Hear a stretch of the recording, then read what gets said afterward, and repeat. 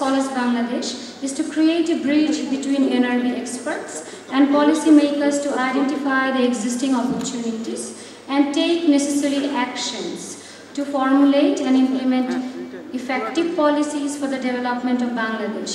Scholars Bangladesh has been researching scholars and professionals all over the world and has now accumulated the contact information over 21,000 scholars and professionals who are residing abroad.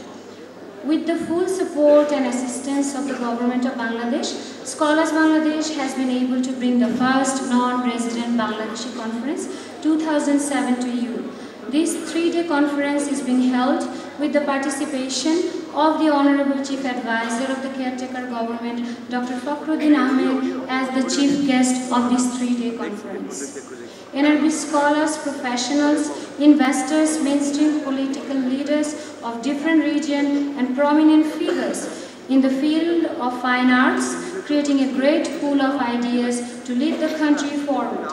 It is our hope that an open and strong network of policymakers and NRB experts will be established from the conference, where the exchange of knowledge will contribute to give NRBs a way to contribute to the future development of Bangladesh. On behalf of Bangladesh, I would like to cordially thank the government of Bangladesh, our sponsors, our media sponsors, visiting scholars NRBs, professional NRBs, investor NRBs, all of our guests and presenters who are here with us. Again, thank you all. I sincerely hope today or tomorrow, if not all, of our visiting NRBs will make Bangladesh their home. That would be a sign that our goal has been achieved. Thank you all, and again, please, another big applause that goes to all of you. Another big applause. Thank you so much. I want to thank all the advisors of Scholars Bangladesh who are here for the first non-residential conference, and I am requesting our distinguished advisor, Dr. Atiur Rahman, to please come to the podium and share his speech. Please welcome Dr. Atiur Rahman. মঞ্চে উপবিষ্ট বিশেষ অতিথিবৃন্দ, উপস্থিত অংশগ্রহণকারী এবং অতিথিবৃন্দ, আপনাদের সবাইকে আজকের এই অনুষ্ঠানের পক্ষ থেকে জানাচ্ছি শুভেচ্ছা, স্বাগত। রবীন্দ্রনাথ একটা কথা বলেছেন, দেশের জন্মালেই দেশ আপন হয় না, দেশকে জানতে হয়, দেশকে ভালোবাসতে হয়। এবং তিনি দেশপ্রেমিক, যিনি দেশকে তন্ন তন্ন করে খোঁজেন এবং ভালোবাসেন। এ কথা তো ঠিক, আজকের বাংলাদেশ শুধুমাত্র এই যে পরিমাণ, যে ভৌগোলিক যে কাঠামোটা, এর মধ্যে সীমাবদ্ধ নয়। আজ একাধিক বাংলাদেশ সারা বিশ্বে ছড়িয়ে আছে। লন্ডনেও যেমন একটি বাংলাদেশ আছে, নিউ ইয়র্কেও আরেকটি বাংলাদেশ আছে, সিডনিতেও আরেকটি বাংলাদেশ আছে, এবং এরকম অসংখ্য বাংলাদেশ তার সমস্ত সত্তা নিয়ে বিরাজ করছে। আসলে দরকার একজন সমন্বয়কের বা একদল সমন্বয়কের, এই সবগুলো বাংলাদেশকে একসঙ্গে এক সুতোয় গেঁথে আগামী দিনের এক সুন্দর স্বপ্নময় বাংলাদেশ গড়বার একটা পরিবেশ তৈরি করা। দীর্ঘদিন হলেও, দেরিতে হলেও আমরা চেষ্টা করেছি এরকম একটি সমন্বয়ের কাজ নেবার জন্য। আমি সেই জন্য ধন্যবাদ জানাতে চাই স্কলার্স বাংলাদেশ এবং বিশেষ করে শামীম এবং রূপাকে, তারা যে অক্লান্ত পরিশ্রম করে অন্যদের সবাইকে নিয়ে আজকের এই আয়োজনটা তারা করতে পেরেছেন। আশা করছি আজকে যে যাত্রা আমরা শুরু করলাম, আগামী দিনে আমরা সকলে মিলেই এই জায়গাটাতে আমরা কন্ট্রিবিউট করতে পারবো। এবং আমার নিজের বিশ্বাস যে আগামী কয়েক দশকের মধ্যেই বাংলাদেশ আরো অনেক বড় অন্যান্য যারা সফল দেশ হয়েছেন তাদের মতোই আমরা একটি সফল দেশ হতে পারব। এবং আমাদের নানা ধরনের রাজনৈতিক মতভেদ থাকতে পারে, আমরা প্রত্যেকেই একমত হব এমন কোনো প্রয়োজন নেই। আমরা গণতন্ত্রে বিশ্বাস করি, ভিন্ন মত আমাদের থাকতেই পারে, সেগুলো থাকা সত্ত্বেও একটি জায়গাতে আমাদের কোনো মতভেদ নাই, সেটি হলো আমার মা বাংলাদেশ। এইখানে আমি সকলেই আমরা এই বাংলাদেশের জন্য আমরা ঐক্যবদ্ধ এবং একে আমরা সামনের দিকে নিয়ে যাব। আমার ধারণা হাঁটি হাঁটি পা পা করে বাংলাদেশ অনেকটা এগিয়ে গেছে এবং আরও এগিয়ে যাবে আমরা যদি সকলে মিলেই যদি আমরা এই বাংলাদেশটার জন্য কাজ করতে পারি। আবারও রবীন্দ্রনাথকে দিয়ে শেষ করি, একা খেলে পেট ভরে, পাঁচজনে মিলে খেলে আত্মীয়তা বাড়ে। আসুন বিশ্বময় বাঙালির এই আত্মীয়তা বাড়িয়ে তুলি। ধন্যবাদ আপনাদের সবাই।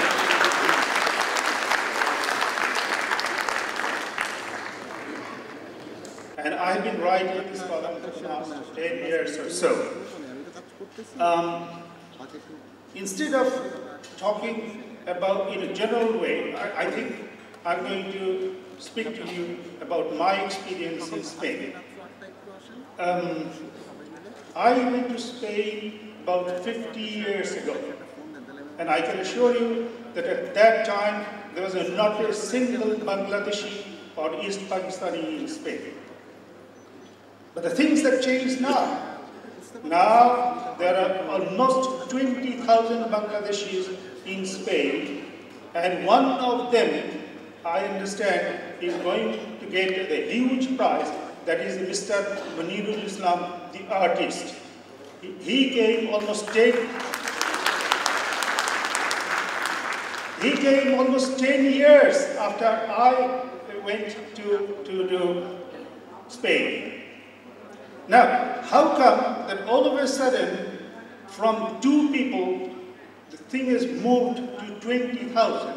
It's because the Bangladeshis, we Bangladeshis, have got a tremendous initiative to look for opportunities everywhere. And let me tell you, some of them went there as illegal immigrants, and they were street vendors, and they were persecuted by the police. And I used to speak to them, and from time I found out after a few months or say 1 year, 2 years, that they have saved money and opened the little shops.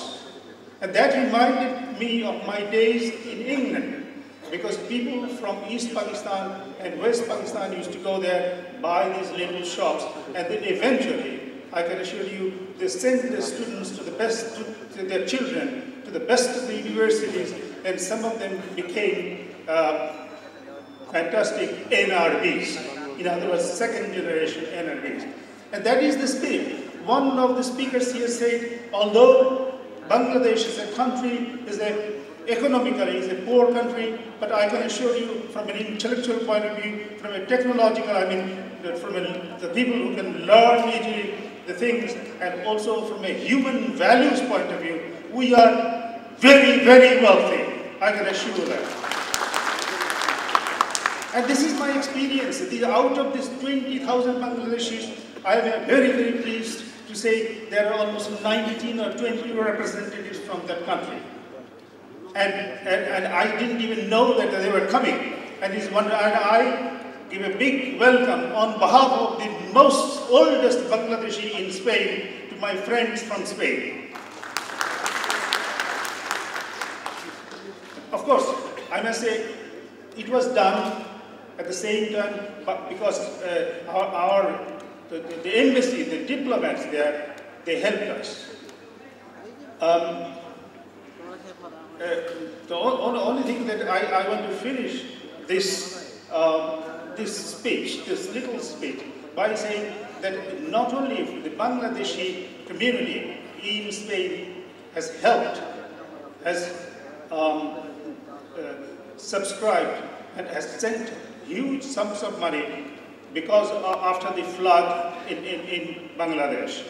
So I think we should try and help and educate these people so that they can also at a certain stage of time not only send money, remittances, which definitely are useful and important to our country, but also so that we can create opportunities here so that they can come back to this country, and that will be the greatest achievement that we can have from our point of view. That means from the Bangladeshis who are living abroad. Because most of us, we want to come back, but there aren't many opportunities here. And by saying that, I want to conclude and thank you everybody for giving me the opportunity to explain to you, to give you my story, my experience, and as the oldest Bangladeshi who left this country 50 years ago and went to Spain, and more or less, in a modest way, has done well. Thank you.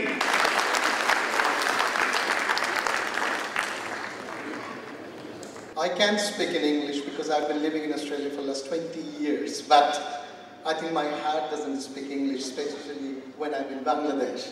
But I'm quite happy to translate anything I say if anyone wants to know it in English. So আমি এখন বাংলায় শুরু করছি। এটা অত্যন্ত অপ্রত্যাশিত সম্মান, it's an unexpected respect for me, যে আমারই শিক্ষক জামিলুর রেজা চৌধুরী স্যার এবং আরও যারা আছেন তাদের সাথে একই মঞ্চে আমাকে বক্তব্য রাখতে বলা হয়েছে। আসলে আমাদের অস্ট্রেলিয়া থেকে অনেকেই এসেছে। আমার শ্রদ্ধেয় আবেদ চৌধুরী এসছেন, ডক্টর আবেদ চৌধুরী এসছেন, যিনি একজন খুবই নামকরা বিজ্ঞানী এবং আন্তর্জাতিক ক্ষেত্রে তার যথেষ্ট সুনাম রয়েছে। আমার বন্ধু আর্কিটেক্ট হুদা এসছে, ইমরান এসছেন এবং আরও অনেকে এসছেন অস্ট্রেলিয়া থেকে যারা এখানে সবাই এসছেন, এবং তাদের হয়ে আমি কিছু বলতে পেরে আমি নিজেকে ধন্য মনে করছি। কিন্তু আমাদের বিদেশি জীবনটা আসলে স্কলার শব্দটা আমার সাথে যায় কিনা আমি জানি না, তবে হ্যাঁ নন রেসিডেন্ট শব্দটা আমার যায়। তবে আজকে প্রথমে এসে যেটা আমার ধাক্কা লাগলো যে আমরা বিদেশে যারা আছি তারা সবাই জানি যে এরকম একটা অনুষ্ঠান করা কতটা কষ্ট। শামীম এবং রূপা ভাবিকে আমি ধন্যবাদ জানাচ্ছি, এবং আমার মনে হয় যে আমরা প্রত্যেকটা অনুষ্ঠানে অসংখ্যবার অনেক রাত্র জেগে কষ্ট করে একটা হলেও বাংলা শব্দ কেটে আমরা দেওয়ালে লাগাবার চেষ্টা করি। আমি আজকে এটা আমার একটু কষ্ট লাগলো যে আমাদের পেছনে একটাও বাংলা শব্দ নেই। তো আমরা আশা করবো যে আমরা প্রবাসে যেরকমভাবে বাংলাকে ভালোবাসি আমরা দেশেও সেভাবে বাংলাকে ভালোবাসবো। আর আমাদের জীবনযাপন তো সবাই একই রকমের, সেই 9টা 5টা অফিস করি, অফিস থেকে ফেরত আসার সময় ফোন আসে যে রাস্তা থেকে আসার সময় দুধ নিয়ে এসো, রুটি নিয়ে এসো, ডিম নিয়ে এসো, ভুলো না কিন্তু, কিংবা কোনো বন্ধু আজকে রাতের বাসায় খাবে সুতরাং রান্না করতে হবে। তা আমাদের জীবনযাপনগুলোর মাঝখানেও আমরা কিন্তু অনেক কিছু করে যাচ্ছি। আমরা অস্ট্রেলিয়ার ক্ষেত্রে অনেক কিছু করে যাচ্ছি, যেমন আমাদের যে প্রবাসী বাঙালি যারা আছি তারা যদি কখন দেশে ফিরে আসে অস্ট্রেলিয়ান আইন অনুযায়ী আমাদের পেনশনের টাকা বা কিছু আমরা এখানে নিয়ে আসতে পারবো না। কিন্তু সম্প্রতি অস্ট্রেলিয়া গ্রিসের সাথে এবং ইংল্যান্ডের সাথে কিছু চুক্তি করেছে, যার ফলে গ্রিক অস্ট্রেলিয়ান, ব্রিটিশ অস্ট্রেলিয়ান তাদের সেসব টাকাগুলো তারা দেশে নিয়ে যেতে পারে এবং তাদেরকে একটা সুযোগ সুবিধা করে দেওয়া হয় দেশে যাওয়ার জন্য। এবং আমরা যারা পলিসি লেভেলে কাজ করছি তারা এসব ব্যাপার নিয়ে একটু নাড়াচাড়া দেওয়ার চেষ্টা করছি। আমরা চেষ্টা করছি যে অস্ট্রেলিয়াতে যারা প্রবাসী আছে তারা যখন একটা সময় সিদ্ধান্ত নেবেন যে তারা এখন দেশে ফিরে যেতে চান কিংবা দেশের কোনো কাজে তারা লাগতে চান, তাদের যেসব স্থাবর অস্থাবর সম্পত্তি বা তাদের যেসব পেনশনের টাকা আছে সেগুলো যাতে তারা দেশে গিয়ে বিনিয়োগ করতে পারেন, এবং সেগুলোর ব্যাপারে আমরা কাজ করে যাচ্ছি যারা পলিসি লেভেলে কাজ করে যাচ্ছি। এবং এসব ব্যাপারে আপনাদের সবার দোয়া, এবং আমরা আশা করি সারা পৃথিবীর বাঙালিরাই এসব ব্যাপারে কাজ করে যাবেন।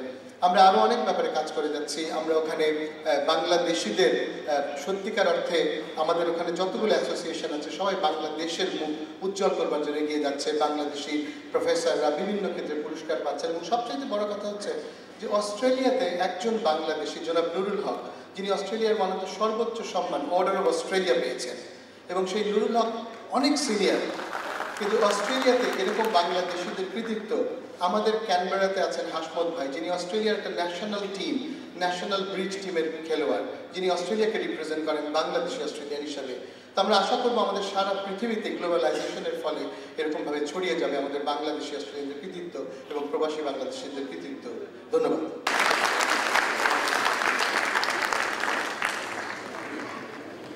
অতিথিবৃন্দ, I must mention two names.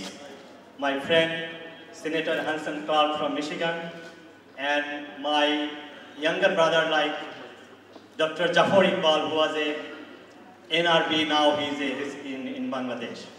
সুধীবৃন্দ, আমি যুক্তরাষ্ট্রের পক্ষ থেকে আপনাদেরকে এই অনুষ্ঠানে স্বাগতম জানাচ্ছি। অনেক কিছু বলার দরকার ছিল এই জন্য যে যুক্তরাষ্ট্র পৃথিবীর বৃহত্তম দেশ, প্রায় 500,000 বাংলাদেশি সেখানে থাকেন। আজকের এই সম্মেলনে প্রায় 200-র মতো এক্সপার্ট অংশগ্রহণ করেছেন, এবং সাফল্যের উচ্চ শিখরে যে সমস্ত এনআরবি যুক্তরাষ্ট্রে আছেন এদের সংখ্যা কয়েক হাজার হবে। তাদের নাম বলতে গেলে কয়েক ঘন্টা সময় লাগবে। আমি শুধু এইটুকু বলতে চাই, আমি ব্যক্তিগতভাবে এই সম্মেলনের সাথে জড়িত থেকে গর্বিত আনন্দিত। বিশেষ করে রূপা, দিলারা খান এবং শামীম চৌধুরীকে আমি যুক্তরাষ্ট্র থেকে চিনি। এই সম্মেলনের শুরুতেই আমি জড়িত ছিলাম। অলমোস্ট প্রতিদিন প্রতি রাত্রে তাদের সাথে কথা হয়েছে। সাধারণত আমি শামীমকে পেতাম আপনাদের সময় রাত 3:30টায়, আবার সকালবেলা 10টার সময় তাকে আমাকে কল করতে হয়েছে। কাজেই এই দম্পতি কিভাবে এই সম্মেলনকে সার্থক করার জন্য কাজ করেছেন আপনারা এই দৃষ্টান্ত থেকে বুঝতে পারেন। আমি তাদেরকে আপনাদের সবার পক্ষ থেকে, যুক্তরাষ্ট্রের পক্ষ থেকে, আমার পক্ষ থেকে আন্তরিক অভিনন্দন জানাচ্ছি।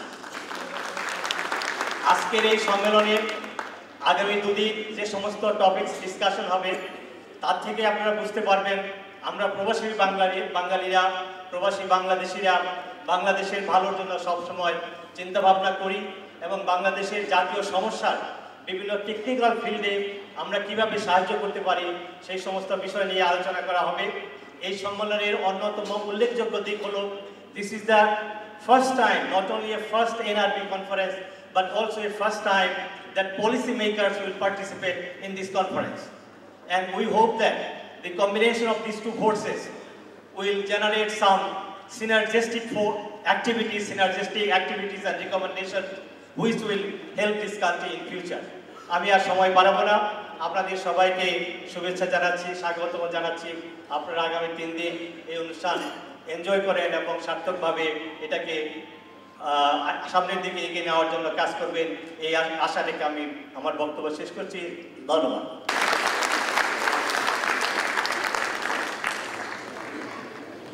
Ladies and gentlemen, it's a great honor to be here addressing you. I thank the organizers, especially Scholars Bangladesh, for taking this path-finding step, I would say, which essentially will start a whole new set of conditions, we hope, where people will get engaged in coming back to this country and doing something in this country. I think we can talk about where we have gone and settled endlessly. It is very clear that Bangladeshis have gone everywhere and have done very well. This is a given condition at the moment. I think what we should do now is go beyond that and say how these masses of people with their talent, with their money, with their capital can come back and reconstruct this country quickly, because we don't have endless time to do seminars and say how we can help Bangladesh, how we can help Bangladesh.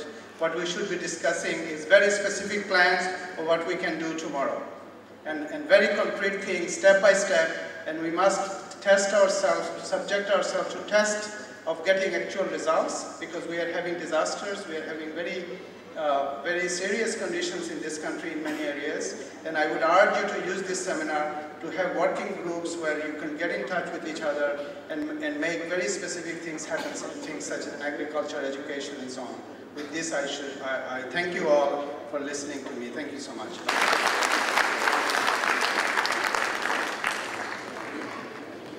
সম্মানিত সভাপতি, অতিথিবৃন্দ এবং উপস্থিত সুধীবৃন্দ,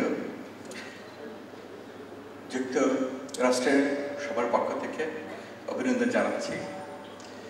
আপনাদের এটা জানাতে চাই যে সম্মেলন যে হচ্ছে তাতে আমেরিকাবাসীরা অত্যন্ত আগ্রহী। তারা যদি আসতে চাইতেন তাহলে আপনাদের এই হলে জায়গা দেওয়ার সুযোগ থাকতো না, এই জন্য তারা আসেন না সবাই। আপনারা জেনে খুশি হবেন যে আমেরিকাতে বিভিন্ন শহরে বিভিন্ন পেশাতে সাংস্কৃতিক সামাজিকভাবে অনেক দিন থেকে সংঘবদ্ধ। তারা আপনাদের সবার মতো এখানে জন্ম হয়েছিল, স্মৃতি অনেক কর্মকাণ্ড করে গেছেন। তারা সেখানে দেশে করার জন্য সব প্রবাসীদের মধ্যে উৎসুক এবং করছেন। এই সংঘবদ্ধতা আমাদেরকে এই প্রথম NRB সম্মেলনে অনেক সুযোগ করে দিতে পারে যদি আমরা দেশ থেকে, সরকার থেকে বা কাউন্টারপার্ট থেকে assistance support.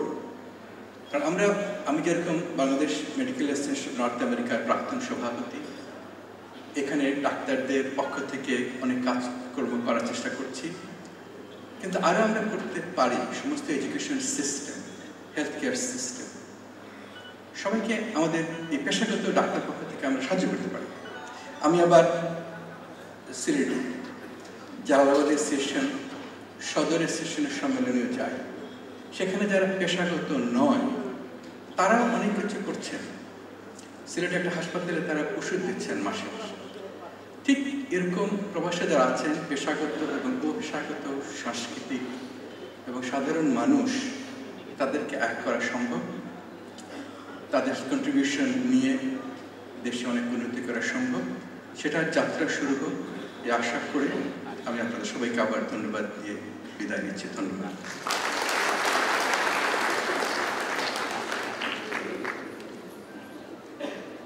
Please welcome Mr. Hanson Clark to address the audience. Please, the stage Senator Dr. Shah. এবার বক্তব্য রাখবেন Henson Clark, senator, Michigan state, মার্কিন যুক্তরাষ্ট্র। বলছেন Henson Clark. Assalamu alaikum. My name is Hanson Hashim Clark. I'm a Michigan State Senator. I'm very honored to be here. And specifically, over the next few days, I want to see how I can work with the People's Republic of Bangladesh to aid in you receiving the reconstruction money that you need from our government, and also how I can work together with you in a bilateral way to help stimulate trade and investment between the People's Republic and the state of Michigan and the United States of America. But I'm also here for personal reasons. Thank you. You see, nearly 100 years ago, in 1910, my father, Abdul Hashim, was born here in this land, in Sylhet.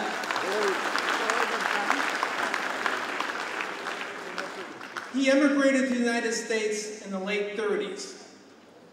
He married very late in life. He had one son, one child, that's me. And his hope and dream was for me to be raised here and educated here because he wanted the best for me. His dream never came to pass because he died unexpectedly when I was 8 years old. 4 hours ago, I'd like to share with you, I accomplished something I waited my entire life to do, and that was to step foot on the sacred and precious soil of Bangladesh. So I'm here in my official capacity as a Michigan State Senator, but over the next few days, I'm also here as a son of Bangladesh. Thank you, and God bless you. Henson Clark, doctor Zafar Iqbal. আমাদের আজকের অনুষ্ঠানের সভাপতি, আমাদের সবার প্রিয় professor Jamila Reza Chowdhury, মঞ্চে উপবিষ্ট গুণীজন এবং আমার সামনে উপস্থিত দেশের এবং দেশের বাইরের আমাদের প্রিয় বাংলাদেশের ভাই বোনেরা। কিছুদিন আগে আমিও কিন্তু যারা নাকি নন রেসিডেন্ট বাংলাদেশি তাদের জায়গায় ছিলাম। আমার খুবই সৌভাগ্য যে আজকে আমি এখানে বসে আপনাদেরকে আমাদের বাংলাদেশে, আপনাদের বাংলাদেশে অভ্যর্থনা জানাতে পারছি, আমন্ত্রণ জানাতে পারছি। আমি জানি আমি যে কারণে বাংলাদেশে এসেছি, আপনারা পারলে সবাই সেই একই কারণে বাংলাদেশে চলে আসবেন এবং আসতে চান, আসার স্বপ্ন দেখেন, আমি জানি। কিন্তু আমি এটাও জানি যে নানা রকম কারণে আসতে পারছেন না। তার দুটো প্রধান কারণ: এক, ছেলেমেয়েদের লেখাপড়া; দুই, এখানকার সিকিউরিটি। যদি বাংলাদেশ থেকে শুধুমাত্র এই দুটো জিনিস নিশ্চিত করা যেত, যে এখানে ছেলেমেয়েরা আন্তর্জাতিক মানের একটা লেখাপড়ার সুযোগ পাবে; দুই, তারা রাস্তায় যখন যাবে তাদের গলায় চাকু ধরে তার মানিব্যাগটা নিয়ে নিবে না, তাহলে পৃথিবীতে যে সমস্ত বাংলাদেশিরা আছে তাদের একটা বড় অংশ কিন্তু আমাদের দেশে ফিরে আসতো। আমাদের খুবই খুবই কষ্ট হয় এবং দুঃখ হয় যে অত্যন্ত এই সহজ দুটো জিনিস আসলে আমরা আমাদের দেশে এখনো করতে পারছি না। কিন্তু আপনাদেরকে আমরা বলি, আমরা কিন্তু প্রাণপণে তার জন্য চেষ্টা করে যাচ্ছি। অন্তত লেখাপড়ার জন্য আমরা চেষ্টা করে যাচ্ছি। প্রফেসর জামিলা রেজা চৌধুরী স্যার আমাদের সঙ্গে আছেন। আপনারা জানেন যে আমাদের একটা গণিত অলিম্পিয়াড বলে একটা ব্যাপার হয়, সারা দেশে ঘুরে ঘুরে জামিলা রেজা চৌধুরী স্যারের নেতৃত্বে আমরা ছোট বাচ্চাদেরকে লেখাপড়ায় উৎসাহ দেওয়ার জন্য চেষ্টা করি, গণিতে উৎসাহ দেওয়ার জন্য চেষ্টা করি। আপনারা শুনে খুবই অবাক হবেন যে আমাদের দেশের এই ছোট ছোট ছেলেমেয়েরা এরা লেখাপড়া করতে এত আগ্রহী, দেশের জন্য কিছু করতে এত আগ্রহী যে দেখে আমাদের বুকটা ভরে যায়। আমি প্রায় 12 বছর আগে আমেরিকা থেকে বাংলাদেশে এসেছি। এখানে আই নেভার হ্যাড এ ডাল মোমেন্ট। আমার বাসায় বোমা পড়েছে, পোস্টার দেওয়া হয়েছে, আমাকে ফাঁসি দেওয়ার জন্য নানা রকম আন্দোলন হয়েছে, তারপরেও প্রত্যেকটা মুহূর্ত আমি উপভোগ করেছি শুধুমাত্র এই একটা কারণে। বাংলাদেশের মানুষ তাদের মতন এত ভালোবাসা মনে হয় পৃথিবীর আর কারো নেই। তারা তাদের বুকে সমস্ত ভালোবাসা দিয়ে দিতে প্রস্তুত। একটা ছোট কাজ করলেও তারা কিন্তু সেটা মনে রাখে, সেটা 100 বার বলে। কাজে আমি জানি, আমি একেবারে নিশ্চিতভাবে জানি আপনাদেরকে যারা আছেন তারা সবাই দেশের জন্য কিছু না কিছু করতে যাচ্ছে। একটা সময় ছিল যখন নাকি আমি প্রথম বাইরে গিয়েছিলাম, তখন একটা চিঠি যেতে লাগতো প্রায় 11 দিন, ফেরত আসতে লাগতো 11 দিন। টেলিফোন করার পয়সা ছিল না, করতে পারতাম না, সে 20 দিন পরে পরে যোগাযোগ হতো। আর এখন খবরের কাগজে আমি যখন দেখি একটা পলিটিক্যাল কিছু ঘটনা ঘটেছে, আমি টেলিফোনটা তুলে ডক্টর নুরুল নবীকে ফোন করি, নবী ভাই কি হচ্ছে ব্যাপারটা। তিনি আমেরিকায় বসে থেকে আমাকে ব্যাখ্যা করে বোঝান যে বাংলাদেশে কি হচ্ছে। কাজটা এত সহজ হয়ে গিয়েছে। এখন আমাদের সঙ্গে আপনার যোগাযোগ আছে, মুহূর্তে মুহূর্তে আমরা ইমেল এক্সচেঞ্জ করি। আমরা যেটা নাকি আমরা আজ থেকে প্রায় 30 বছর আগে করতে পারিনি, এখন কিন্তু সেটা করা সম্ভব। এখানে এসে খুব ভালো লাগছে যে এতজন আমাদের বাংলাদেশের মানুষ যারা সারা পৃথিবীতে নিজেকে প্রতিষ্ঠিত করেছেন, তারা দেশের ভালোবাসার জন্য এখানে এসেছেন এবং আমি বলতে পারি সবাই কিন্তু কিছু না কিছু করতে চান। আমি আশা করি আমরা আমাদের দেশে একটা সুযোগ করে দেই যেন আপনারা সেটা করতে পারেন। আমি কিছুদিন আগে একটা হিসেব নেওয়ার চেষ্টা করেছিলাম যে কত বাংলাদেশি দেশের বাইরে আছে। সংখ্যাটা আউটরেজিয়াস, কেউ কেউ বলছে 20 লক্ষ, কেউ বলছে 30 লক্ষ, আমি এক জায়গায় দেখেছি 80 লক্ষ। আমি সঠিক সংখ্যাটা এখনো জানতে পারি নাই, কিন্তু যদি সর্বনিম্ন সংখ্যা 20 লক্ষ হয়ে থাকে তাহলে বলতে হবে যে পৃথিবীর বেশিরভাগ দেশে কিন্তু 20 লক্ষ মানুষ নাই। তার মানে আমাদের বিদেশের প্রবাসী বাঙালিরা কিন্তু অলমোস্ট একটা দেশের মতন, যেটা দেশের বাইরে একটা দেশ। আমার মনে হয় যে আমাদের দেশের যথেষ্ট বিদেশি বাইরে আছে, তাদেরকে রিপ্রেজেন্ট করার জন্য আমাদের সংসদের একটা সিট তৈরি করা উচিত, যে তারা নির্বাচন করে তারা কাউকে পাঠাবে যেন তাদের পক্ষে কথা বলতে হয়। আমার মনে হয় যে একটা সময় এসছে আমরা এইভাবে যারা দেশের বাইরে আছেন তাদের পক্ষে আমরা কিছু কথা বলতে শুরু করি। যাই হোক, আজকে এখানে অনেকটা পুরস্কার দেওয়া হবে। আপনারা নিশ্চয়ই লক্ষ্য করেছেন তার একটা পুরস্কার পাবে হচ্ছে কি আমাদের হরিপদ কাপালি, আমাদের দেশের একেবারেই গ্রামীণ একজন কৃষক। তাকে আমরা প্রথম এনেছিলাম আমাদের একটা কোনো গণিত অলিম্পিয়াডে ছোট বাচ্চাদেরকে দেখানোর জন্য, বলে এই দেখো তোমরা বিজ্ঞানী বলতে তোমাদের চোখের সামনে যেরকম স্যুট টাই পরা সাদা অ্যাপ্রন পরা মানুষ ভেসে ওঠে, সেটা সবসময় সত্যি নয়। একজন গ্রামের চাষিও পৃথিবীর একজন সর্বশ্রেষ্ঠ বিজ্ঞানী হতে পারে, তাই না? কাজে আমাদের দেশে এই গ্রামে গঞ্জে এ ধরনের অনেক বিজ্ঞানী লুকিয়ে আছে, ছড়িয়ে আছে। আমার মনে হয় এখন একটা সময় এসছে যে তাদের সঙ্গে আপনাদের একটা যোগাযোগ করে দেওয়া। আমার খুব ভালো লাগছে যে আমাদের আবেদ চৌধুরী, অস্ট্রেলিয়ার যে বিজ্ঞানী, তিনি দেশে ফিরে আসছেন শুধু এই জিনিসটা মাথায় রেখে যে আমাদের দেশের গ্রামে গঞ্জে যে সমস্ত পথে ঘাটে যে সমস্ত বিজ্ঞান ছড়িয়ে আছে সেটাকে ইন্টিগ্রেট করে তিনি দেশের জন্য কিছু একটা করবেন। তো যাই হোক, আমি আমার বক্তব্য দীর্ঘায়িত করবো না, শুধু আমাকে বেসিস থেকে একটা কথা বলে দিয়েছে সেটা আপনাকে জানিয়ে যাই। আমাদের এখানে যে সমস্ত সফটওয়্যার ইন্ডাস্ট্রি যারা আছে তারা অত্যন্ত অনুপ্রাণিত হয়েছে, তারা আমাকে বলেছে আপনাদেরকে বলার জন্য, এখানে আপনারা যারা সফটওয়্যার সংক্রান্ত কোনো ব্যাপারে আগ্রহী, উৎসাহী, তারা যদি আমাদের বাংলাদেশের সফটওয়্যার শিল্পটাকে দেখতে চান, সে বেসিস থেকে তারা একটা দায়িত্ব পালন করে আপনাদের সবাইকে নিয়ে তারা এখানকার ইন্ডাস্ট্রিগুলোকে দেখিয়ে দেবে। আর দ্বিতীয় আরেকটা ব্যাপার, সেটা হচ্ছে শামীম চৌধুরী এবং রূপা, তারা দুজন মানুষ মিলে যে এত বড় একটা আয়োজন করেছে তাকে ধন্যবাদ অবশ্যই দিতে হয়। আমি চাই প্রতি বছর এই ধরনের অনুষ্ঠান হোক, এই ধরনের সম্মেলন হোক, কিন্তু সাথে সাথে আমি একটু নার্ভাস ফিল করি যদি সামনের বছর শামীম চৌধুরী এবং রূপা বলে যে না, এই বছর আমি আর কনভেনশন করবো না, এই বছর আমি একটা মেগা সিরিয়াল বানাবো। কাজেই আমার মনে হয় জিনিসটাকে আরেকটু আনুষ্ঠানিক করে আপনাদের পক্ষ থেকে কিছু এবং আমাদের পক্ষ থেকে কিছু মানুষ মিলে এটাকে একটা সাংগঠনিক রূপ যদি দেওয়া যায়, যেটা প্রতি বছর এটা অনুষ্ঠিত হতে পারে, তাহলে আমি অত্যন্ত কমফর্ট করছি। আপনাদের সবাইকে বাংলাদেশে আমন্ত্রণ জানাচ্ছি।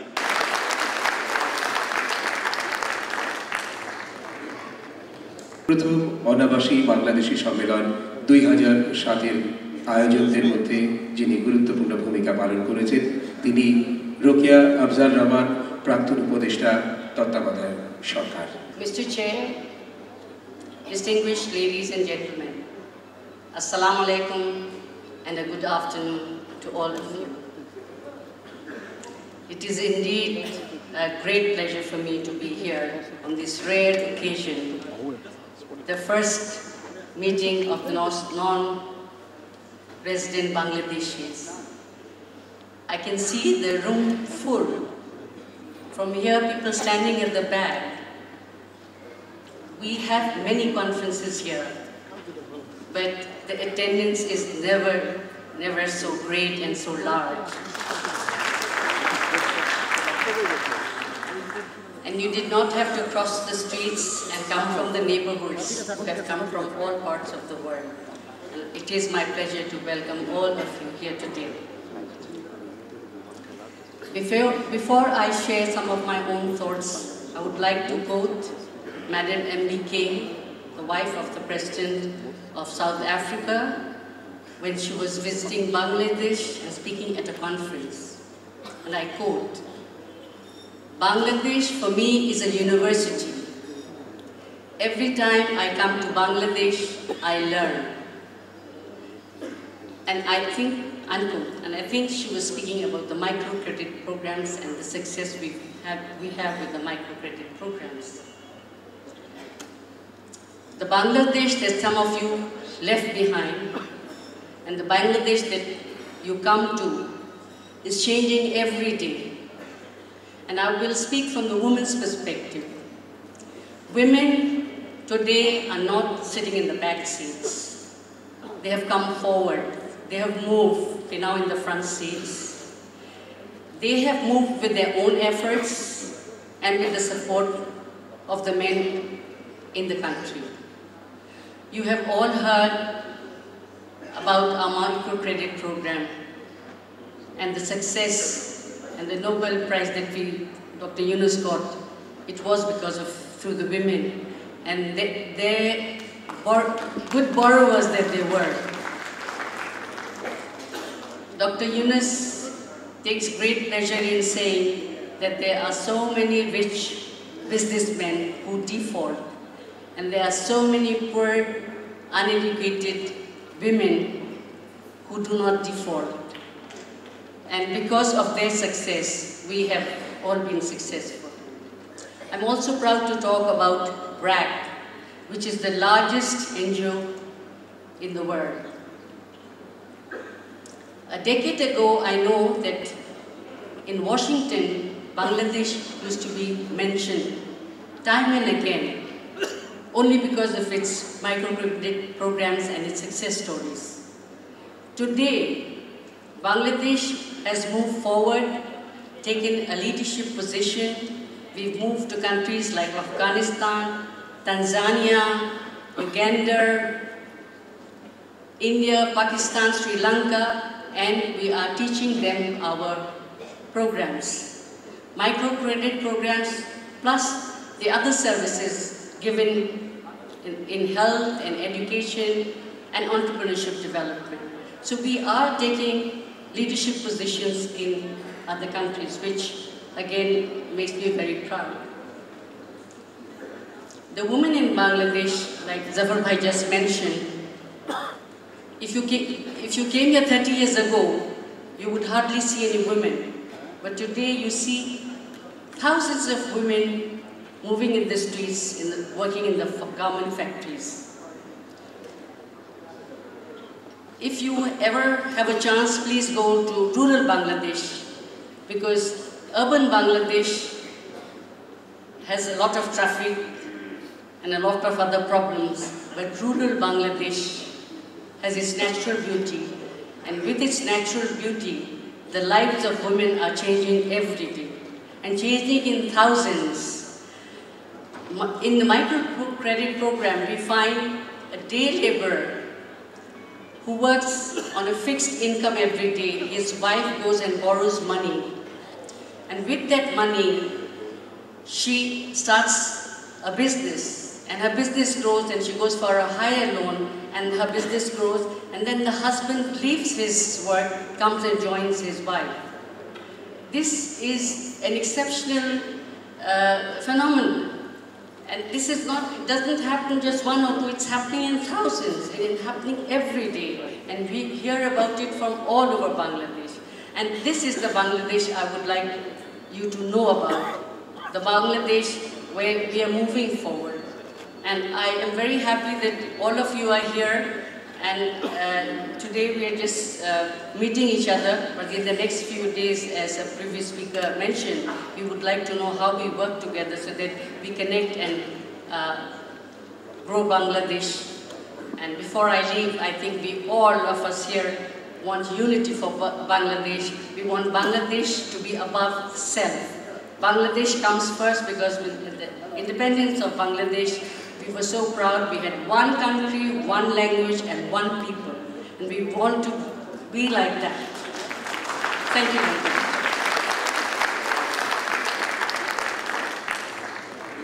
এই অনুষ্ঠানের মাননীয় সভাপতি প্রফেসর জামিলুর রেজা চৌধুরী, এই কনফারেন্সের অ্যাডভাইজারি কাউন্সিলের প্রধান উপদেষ্টা ডক্টর কামাল হোসেন, মঞ্চে উপবিষ্ট সতীবৃন্দ, আমন্ত্রিত অতিথিবৃন্দ, বিশেষ করে আমার প্রিয় প্রবাসী বাঙালি বৃন্দ, আপনাদের সবাইকে আমার সালাম এবং আন্তরিক শুভেচ্ছা। আজকে এখানে কিছু বলার সুযোগ পেয়ে আমার খুব ভালো লাগছে। ভালো লাগছে এই ভেবে যে এখানে যারা বাংলাদেশের বাইরে থেকে এসেছে তাদের অন্তত আমার ধারণা তাদের মধ্যে একটি কমিটমেন্ট দেখতে পাচ্ছি আমি অন্তত, যে বাংলাদেশের জন্য কিছু করতে চাচ্ছে। তারা বাংলাদেশের বাইরে আছেন, কেউ কয়েক বছর, কেউ বহুদিন। আমার যে বন্ধু স্পেনে যিনি ছিলেন তার মতো অত্যন্ত প্রবীণ প্রবাসী বাঙালি, হয়তো নবীন প্রবাসী বাঙালি এখানে আছেন, অস্ট্রেলিয়া থেকে কেউ আছেন।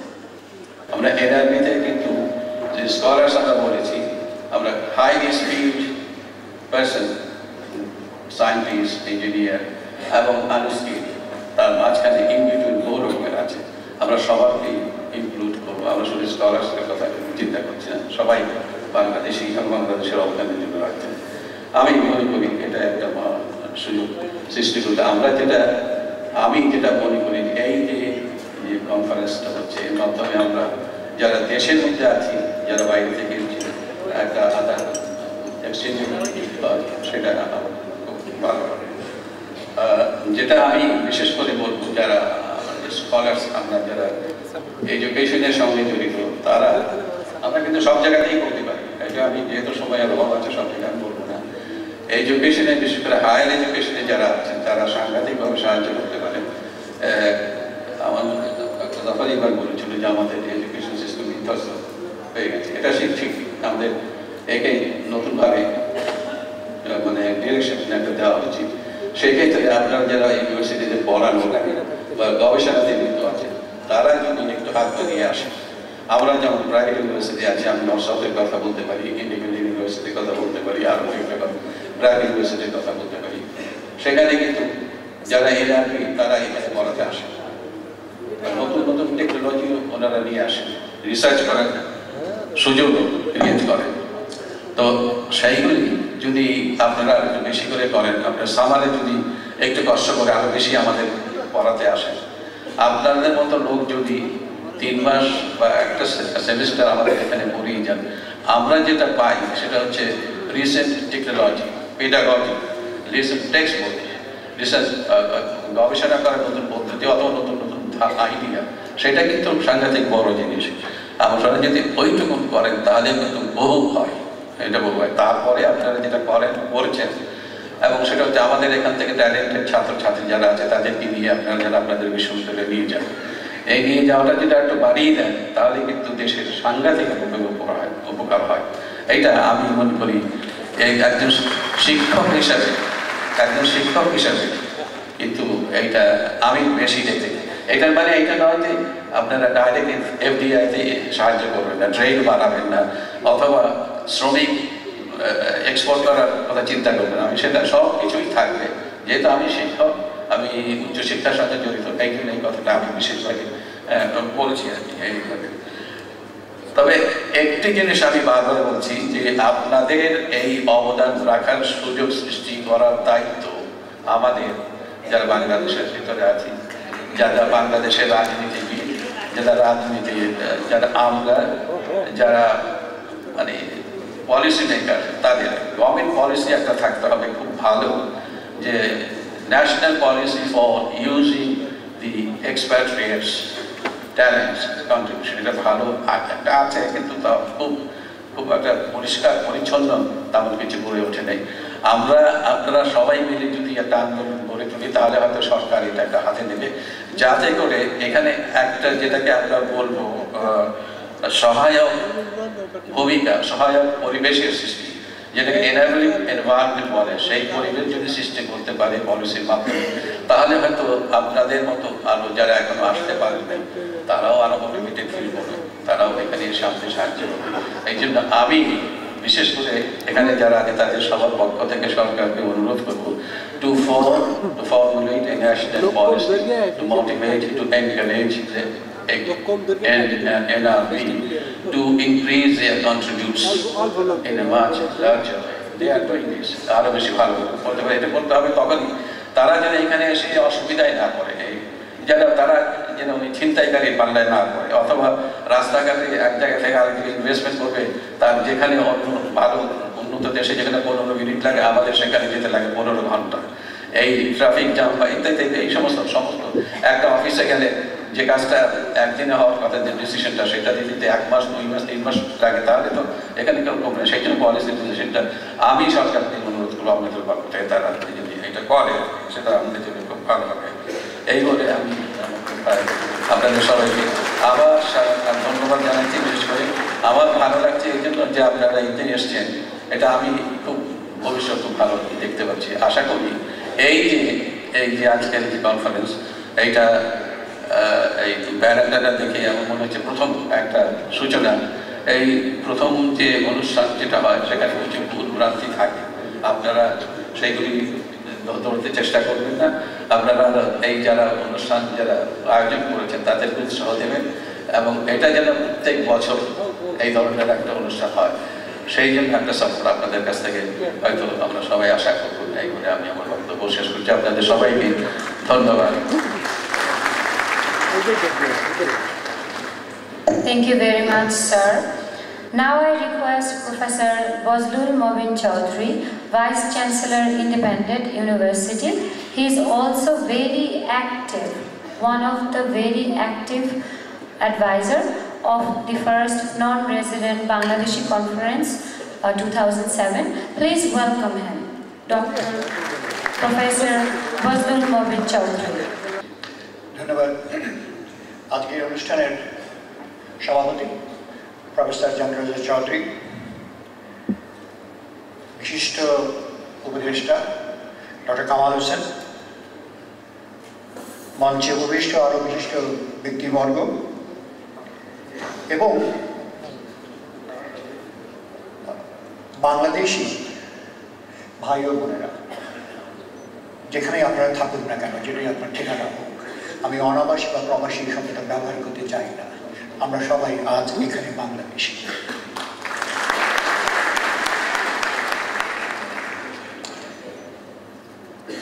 এরকম একটা আয়োজন করার জন্য সবাই আমরা স্কলার্স বাংলাদেশকে ধন্যবাদ দিয়েছি। স্কলার্স বাংলাদেশের উদ্যোক্তা মাত্র 2টি ব্যক্তি, শামীম চৌধুরী শামীম এবং তার স্ত্রী রূপা চৌধুরীকে ধন্যবাদ দিয়েছি, এবং তারা ধন্যবাদ পাওয়ার এই অনুষ্ঠানটা না করলে পরে আজকে এই 2007 সালের শেষ মুহূর্তে দাঁড়িয়ে ভাবতে পারতাম না যে অনেক বাংলাদেশি এক ডাকে বাংলাদেশে চলে আসে। আপনারা চলে এসেছেন শিকড়ের টানে, দেশের টানে এখানে চলে এসেছেন, সেই জন্য আপনাদের সবাইকে ধন্যবাদ।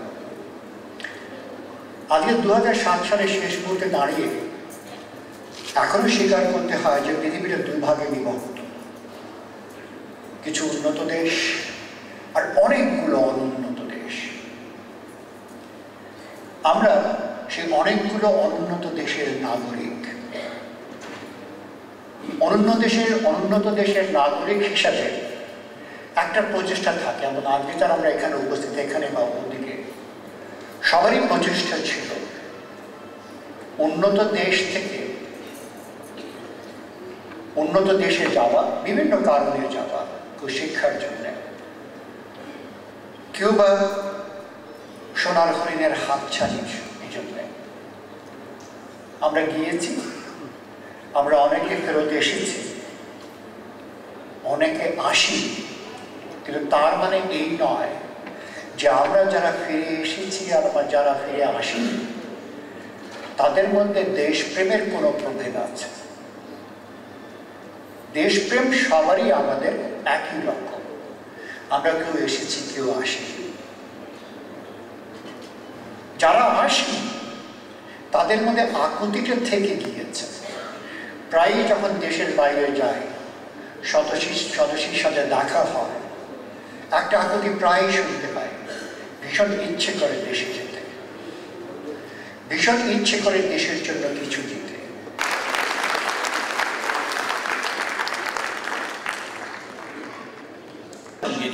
ছাত্রদেরকে আমরা বলি জুনিয়র স্কলার্স, এবং যারা এখানে বসে আছেন বাংলাদেশে সবসময় বসবাস করেন, তাদেরকে সামনে রেখে আপনারা যারা বাংলাদেশের বাইরে বসবাস করেন কিন্তু মনটা সবসময় পড়ে আছে বাংলাদেশে, তাদেরকে আন্তরিক অভিনন্দন জানাচ্ছি। আমি ভাবছিলাম যে আমার বক্তব্যটা কি হবে। প্রফেসর জিয়া রহমান যেটা উল্লেখ করলেন যে বাংলাদেশের যে শিক্ষা ব্যবস্থা, উপাচার্য হিসাবে বোধহয় বিশেষ করে ঢাকা বিশ্ববিদ্যালয় সম্পর্কে কিছু বলা উচিত। এবং আমি জানি এখানে যারা বসে আছেন তাদের মধ্যে অনেকেই ঢাকা বিশ্ববিদ্যালয়ের প্রাক্তন ছাত্রছাত্রী। You'll be recalling those beautiful days, the olden days, the golden days of your life, the reminiscences of the beautiful days.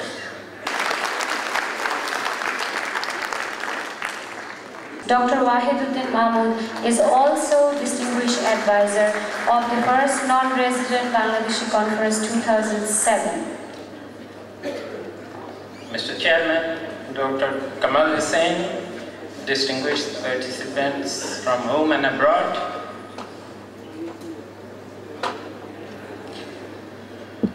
let me start by telling an anecdote. An international development expert asks a Bangladeshi bureaucrat, "What are you doing about promoting knowledge-based export?" The bureaucrat replies, "Oh yes, we have already exported abroad all the knowledgeable people that we had in the country." It is good that some of you are back, at least for this occasion, and I hope that it will be a continued relation of interaction. Welcome everybody. The humor aside, Bangladesh is really, it has a serious problem. It is in the wrong end of a huge brain drain. In this respect, as some speakers have already mentioned, Bangladeshis are one of the most globalized nations in the world, although we lag behind in most other aspects of global integration. This initiative, therefore, by Scholars Bangladesh is welcome.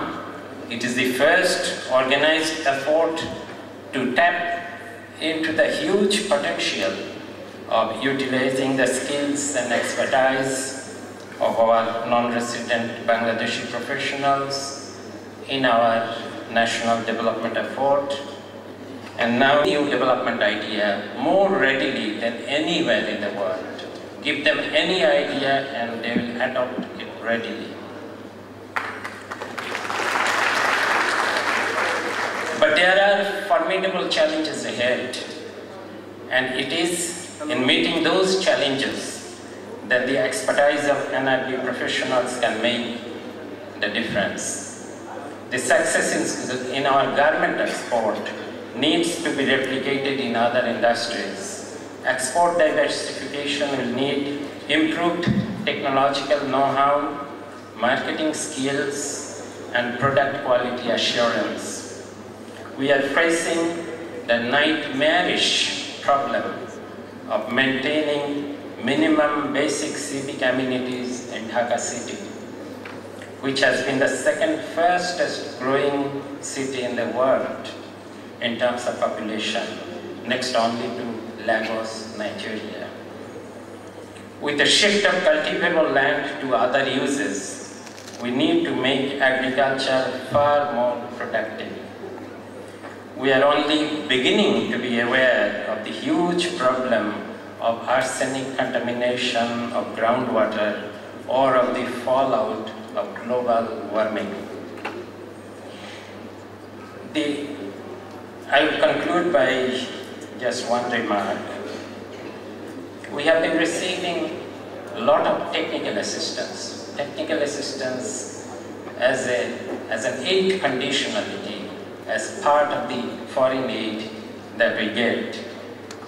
And a lot of that technical assistance in terms of foreign consultants has been almost total wastage. I knew of a foreign consultant who came as a financial expert in budgetary management to improve our national budget, advice about that. But then I came to know that her only credential was previous experience in accounts keeping as a housewife. Then there was a consultant supposed to help our cooperatives under the Rural Electrification Board. I came to know that, because he was my tenant, that his trip to Bangladesh was his first outside his native state of Wyoming. Such examples, ridiculous as they sound, actually abound, and we have allowed that to happen. On rare occasions, when we had an NRB expert coming as a consultant, the contrasting quality and commitment was clearly visible. As I've already mentioned, some NRBs even volunteered to offer their services free. This is the kind of expertise we need to tap into, and that is why this conference is so important to us. Thank you very much.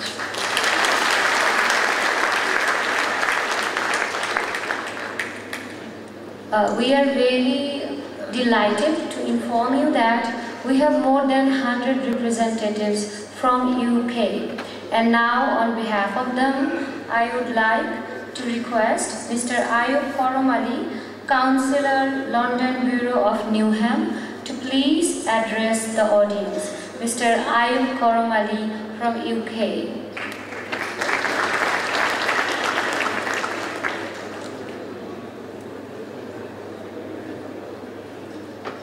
Thank you very much. Thank you. Mr. Chairman, distinguished guests, Dr. Kamal Hussain, ladies and gentlemen, Assalamu alaikum. I think this is a very timely initiative, and I want to take this opportunity on behalf of UK representatives here, congratulate the organizers. I think this represents the kind of optimism and hope that we are beginning to see in Bangladesh. I hope this optimism and hope will bring something meaningful for the future of the country. I am a non-resident Bangladeshi living in the UK. I know you know the relationship that Bangladesh has with the UK. That relationship goes a long way. We have about 400,000 Bangladeshis now living in the UK, and they are one of the biggest investors in Bangladesh. UK also provides the second largest amount of aid to Bangladesh from UK government. So already there are strong signs of cooperation. But I want to bring you one good news. In the past, Bangladeshis have earned money in the UK and send those money to be invested here in their villages and in their towns. Our forefathers who went there in the 60s and 50s have sent their hard-earned cash to develop the infrastructure, houses, shops, schools, roads in their villages, in their areas. And that is still continuing. But one thing that is emerging now in a big way, which I think is good news for Bangladesh, and that is the second generation of Bangladeshis are not only earning money, but they're also making their mark in the British society in terms of profession, in terms of their expertise and training and so on. We now have about 30,000 British educated Bangladeshis living in the UK. British educated, sons and daughters of Bangladeshi origin. Now, there are about 3,000 or 4,000 joining them every year. This represents, in my view, a huge opportunity for Bangladesh. In the past, the government of Bangladesh has looked to us in terms of our money to come and invest. I want to say this from this conference, that one thing you have ignored in the past is the human resources that we now have in the UK Bangladeshi community. Those who have money should be asked to come and invest here, because I think there is a lot of positive things here. People can get a better return for their investment. But I think it is also important that those who don't have money should be encouraged to come and invest their knowledge, expertise, and the skills that they have. I think British Bangladeshis, especially the second generation Bangladeshis, can be a force for good in Bangladesh. And I think Bangladesh government should encourage them to come here. The knowledge, the expertise and the training that we have, I think will introduce, if they can be utilized and brought here, introduce a kind of dynamism that we need in our administration and in our economy. I want to see, I think it was Professor Zafar Iqbal who spoke about the brain drain that took place from this part of the world to the other part of the world in the 50s and 60s. I want to see this brain drain reversed. And the second generation Bangladeshis are the people who will make that happen. Thank you very much. Thank you very much. I should be mentioning this, Dr. Nooran Nabi, who has spoken previously, he is also the councilman, Plainsboro Township, New Jersey. My sincere apology that I missed mentioning it previously. Dr. Nooran Nabi, he is the councilman of Plainsboro Township, New Jersey, USA. So you can see, we have representation in foreign leadership as well. Now, we have Japan representative, Monzurul Haq. He's a visiting professor. I would like to invite him and address the audience and make it short and sweet. Again, thank you.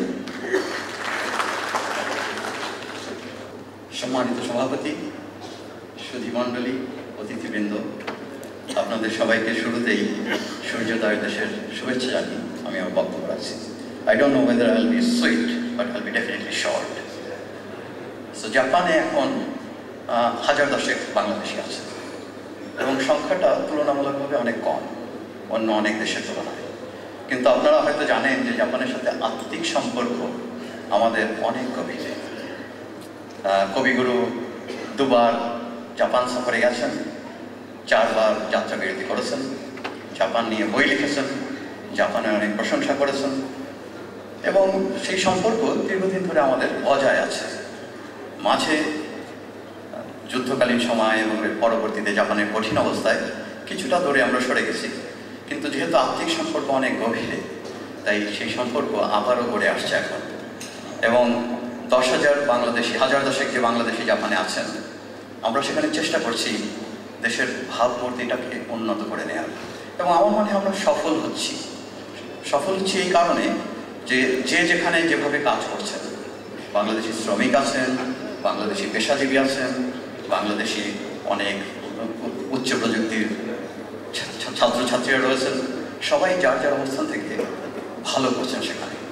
যার জন্য বিশেষ করে আমি একটা দৃষ্টান্ত আপনাদের এখানে তুলে ধরতে চাই যে শ্রমিকদের বেলায় বলা হয় যে বাংলাদেশিরা হচ্ছে সবচেয়ে কঠোর পরিশ্রমী।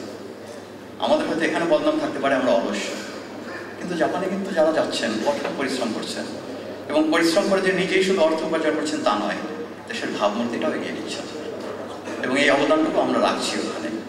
এবং যেহেতু সেই গভীর সম্পর্ক জাপানের সাথে আমাদের আত্মিক সম্পর্ক, সেই সম্পর্ক আরেকটা দিকে বজায় আছে। জাপান এখন বাংলাদেশের সবচেয়ে বড় দাতা দেশ, 1 নম্বর দাতা দেশ, এবং এর সম্ভাবনা কিন্তু অনেক বেশি।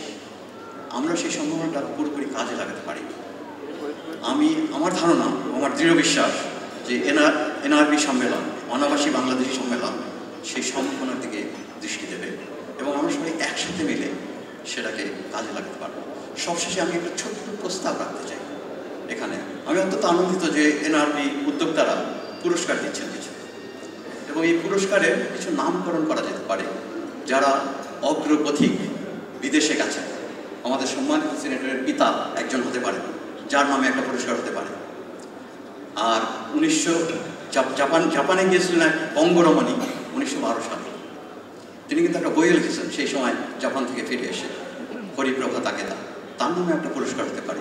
এরকম আমরা যদি পুরস্কারগুলো আমাদের এই যারা পথ দেখিয়ে দিয়েছেন বিদেশ যাত্রার, তাদের নামে উৎসর্গ করতে পারি, আমরা মনে হয় সেটাকে আরও বেশি অর্থবহ করে তুলতে পারবো। আমি আমার বক্তব্য এখানেই শেষ করছি। আপনাদের অনেক ধন্যবাদ। Thank you. We have about 40 countries representation at this conference. We have 50 representatives from KSA, Kingdom of Saudi Arabia, who has reported already. And as I said before, we have 100 that has reported already from UK. And we do have representation from the other countries as well. We cannot really accommodate them for speech because of the time constraint.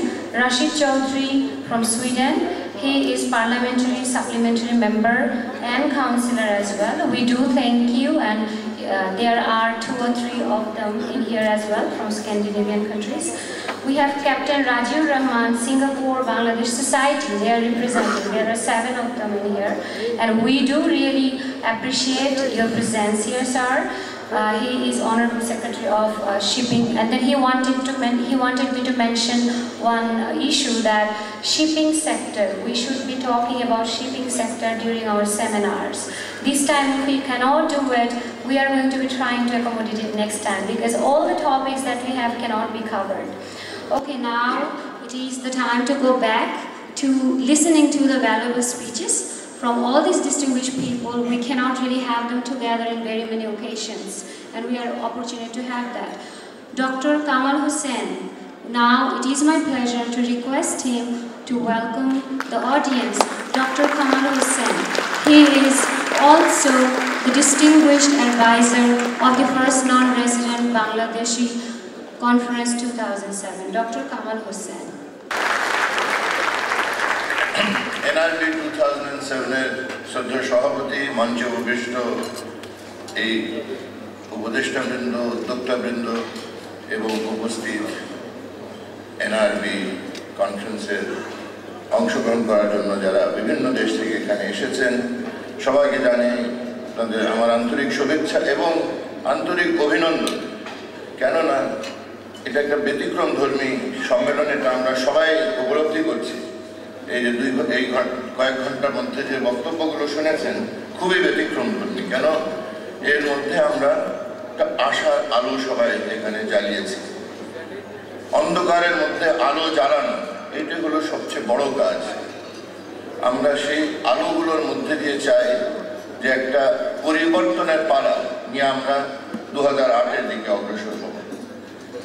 আমি মনে করি যে এটা আমরা জানেন যে এই দেশে প্রবাসীও আপনারা এটাকে বিজয়ের মাস হিসাবে উদযাপন করেন। আমি মনে করি যে যে বিজয় আমরা অর্জন করেছিলাম, একটা অসাধারণ তার দিক ছিল যে যারা দেশে গ্রামে গ্রামে যুদ্ধতে নেমেছিল তাদের পূর্ণ সমর্থন এসেছিল প্রবাসী বাঙালিদের কাছ থেকে।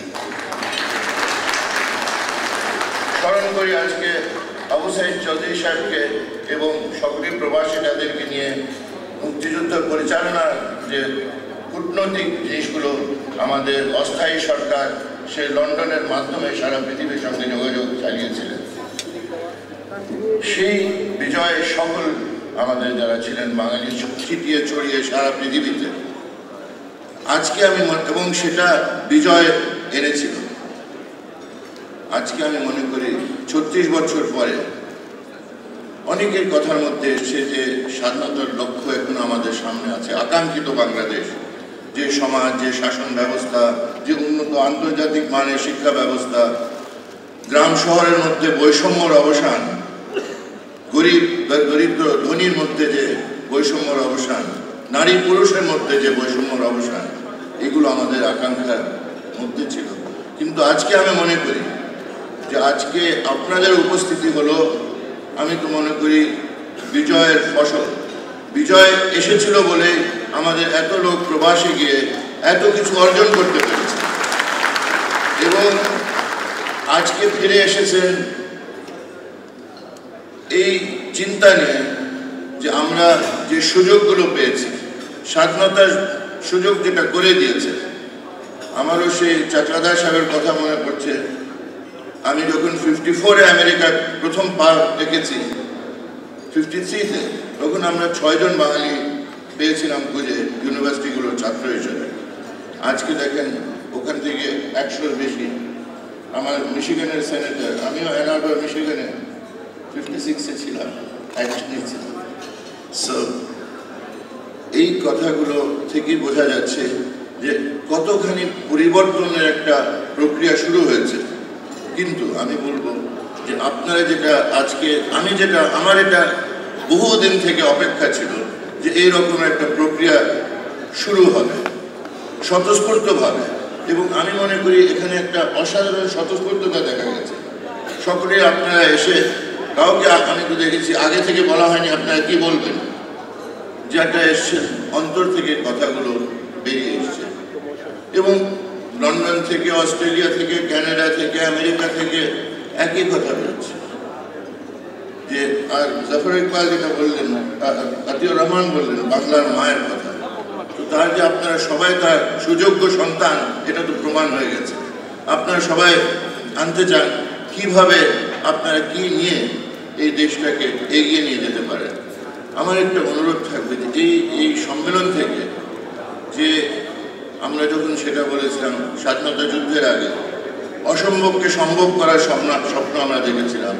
প্রফেসর ওয়েন উইলকক্স কলম্বিয়া থেকে এসে বলেছিল যে তোমরা বাঙালিরা সব স্বপ্ন দেখো, তোমরা গান শোনো, কবিতা পছন্দ করো, তোমরা এত বড় সামরিক শক্তির বিরুদ্ধে কিভাবে দাঁড়িয়ে বাঁশের লাঠি নিয়ে স্বাধীন হবে।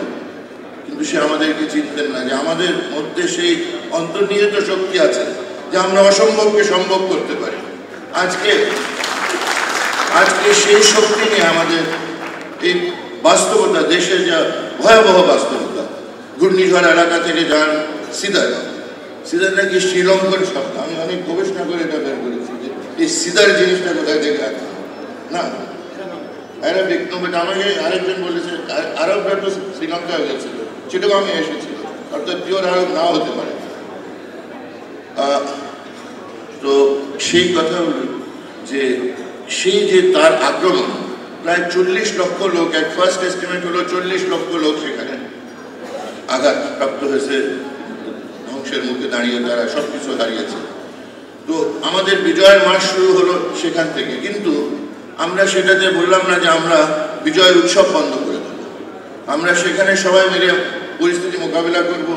সবাই ওখানে গেছেন, বাইরে থেকে অনেক কিছু এসছে, প্রবাসীদের মধ্যে থেকে অনেক রকমের সাহায্য এসছে, আসতে থাকবে।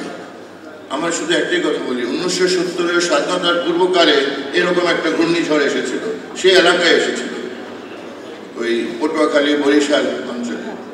তখনও যে দেখেছি অনেক বেশি লোক মারা গেছিলেন, কিন্তু তখনও মানুষ নিরাশ হয়নি এবং এরকম একটা নাড়া দিয়েছিল আমাদের মধ্যে, এরকম একটা জাতীয়তাবাদী চেতনা জাগিয়েছিল যে সেটা দিয়ে আমরা 71-এ স্বাধীনতা অর্জন করেছিলাম। আজকে এই আক্রমণের মুখেও আমি মনে করি আমাদের মধ্যে সেই রকমের একটা জাতীয়তাবাদী চেতনা আবার নাড়া দিয়েছে যেটা দিয়ে আজকে আমরা বিজয় দিবস উদযাপন করেছি এবং এই মাসে আরও অনেক কিছু ঈদের পুনর্মিলনী হয়েছে, বড়দিনের পুনর্মিলনী হয়েছে। আর এই যে একটা পুনর্মিলনী হচ্ছে, এটা একটা পারিবারিক পুনর্মিলনীর মতো। আমরা সবাই মনে করছি এখানে এই যে রিল্যাক্স করার কথা বলা হয়েছিল, আমি তো মনে করি সেটা আমরা অনেকে আজকে প্রথমবারের মধ্যে আমার সঙ্গে দেখা হবে, কিন্তু মনে করেন না যে নিজের পরিবারের মধ্যে সবাই এসছে। এটাই হলো বাংলাদেশ। সকলকে আজকে এই বাংলাদেশ আমাদের সকলেরই। এই মানসিকতা নিয়ে যদি আমরা 3 দিন কাটাই এবং এখান থেকে যাওয়ার সময় সবাই মনস্থির করেন, আমার যেটা আকাঙ্ক্ষা যে বিনিয়োগের কথা বলা হয়েছে, প্রযুক্তির কথা বলা হয়েছে, শিল্পায়নের কথা বলা হয়েছে, আমি কিন্তু কিছুটা প্রফেসর একদিন সঙ্গে আর জাফর সাহেবের সঙ্গে যে টোটাল একটা উন্নয়ন কৌশল, যে কৌশলে শুধু প্রবৃদ্ধির হার না, গুণগত পরিবর্তন। বাংলাদেশে আমরা গুণগত পরিবর্তন চেয়েছি, যে কথাটা বললাম যে গ্রাম শহরের মধ্যে বৈষম্য পরিবর্তন, মানুষের মধ্যে বৈষম্য, বিশেষ করে সকলেরই আত্মবিকাশের সমান সুযোগ, এটা একটা মৌলিক কথা। স্বাধীনতার 36 বছর পরে আপনার যেসব উন্নত দেশগুলো থেকে এসছে, এই জিনিসটা ওখানে দেখেন নাই যে একটা গরিবের ছেলেও হার্ভার্ডে যেতে পারে, ম্যাগিলে যেতে পারে, অক্সফোর্ডে যেতে পারে। এখন যে বাঙালি মেয়ে ওখানতে মনোনীত হচ্ছে এমপি হিসাবে, সে অক্সফোর্ডে পাশ করেছে। এইভাবে আপনারা দেখবেন যে মিশিগান ইত্যাদি সব জায়গাতে সবাই সুযোগ নিয়ে কিন্তু দাঁড়াচ্ছে। এই জিনিসটা গুণগত পরিবর্তন। আমরা বাংলাদেশের জন্য, আমাদের আকাঙ্ক্ষিত বাংলাদেশ হলো এই দেশ সকলেরই সার্বিক উন্নয়নের লক্ষ্যকে সামনে রেখে আপনারা নিজেকে এগিয়ে আসেন। লাস্ট অ্যাপিল আমার যে আমি চাই যে আপনারা সবাই যাওয়ার আগে নিজেকে মনে করেন একটা সুযোগ, একটা প্রক্রিয়া, সবাই যা দেওয়ার আগ্রহ সেটা দেওয়ার জন্য কি কি প্রক্রিয়া এখানে আপনারা ঠিক করতে পারেন। বিশেষ করে আমার যেটা কথা বলবো যে এটা থিঙ্ক ট্যাঙ্ক, আপনারা এই 18টি বিষয় এখানে আছে, এর বাইরেও বিষয় হতে পারে, প্রত্যেকটি বিষয়ে থিঙ্ক ট্যাঙ্ক হিসাবে নিজেকে চিন্তা করেন যে দেশে যারা আছেন আপনাদের কাউন্টারপার্ট, বিদেশে যারা আছেন আপনারা কিভাবে, যেটা কেউ ক্রিটিক্যাল ম্যাসের কথা বলেছেন, আমি বলবো ক্রিটিক্যাল ইন্টারাকশন, ক্রিটিক্যাল লিঙ্কেজ, যাতে ক্রিয়েটিভ লিঙ্কেজ একে অন্যর সঙ্গে। এই যে হরিপদ কপালির কথা বলা হলো, আর ডক্টর আবেদ চৌধুরী এখানে আছেন, এনাদেরও আমি মনে করি সেই বীজ ধান নিয়ে ক্রিয়েটিভ ইন্টারাকশনের সম্ভাবনা দেখছি। এই ক্রিয়েটিভ ইন্টারাকশনের মধ্যে দিয়ে আশা করি সেই শক্তি সৃষ্টি হোক, সেই সৃষ্টিশীল শক্তি সৃষ্টি হোক, যে সৃষ্টিশীল শক্তি প্রত্যেক গ্রামে আছে, যে সৃষ্টিশীল শক্তি প্রত্যেক ব্যক্তির মধ্যে আছে। এইগুলোকে লিঙ্ক করে দেখেন না আমরা একটা সেই অসাধারণ শক্তি সৃষ্টি করে আগামী ভবিষ্যতের যে চ্যালেঞ্জ, যে বাংলাদেশ আমাদের স্বপ্নের বাংলাদেশ, সেটা আমরা সবাই মিলে করতে পারি। এই আশা ব্যক্ত করে, এই আকাঙ্ক্ষা বাস্তবে রূপান্তরিত হোক, এই আশা ব্যক্ত করে আমার বক্তব্য শেষ করছি। সফল সম্মেলন হোক, বাংলাদেশের একটা উজ্জ্বল ভবিষ্যৎ অপেক্ষা করছে, আসলে আমরা সেটাকে ধরি সবাই মিলে।